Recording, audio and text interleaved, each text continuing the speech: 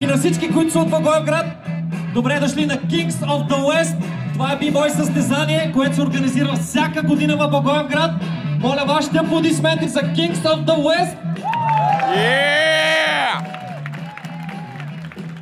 Това състезание се организира благодарение на Община Благоевград. Моля за вашите аплодисменти. Yeah! Младежки дом Благоевград също така. Силни аплодисменти. Без тяхната подкрепа ние няма да сме тук, няма да ни виждате, няма да виждате вашите деца и всички останали танцори, които са дошли да се забавляват. Какво ще представлява състезанието? Имаме три категории. Състезание до 16 години, състезание само с момичета и състезание с големи. Да. Научил съм си урока, благодаря. Започваме с децата. Много е важно пред журито да няма никой. Имаме 28 деца. Журито ще избере топ 16.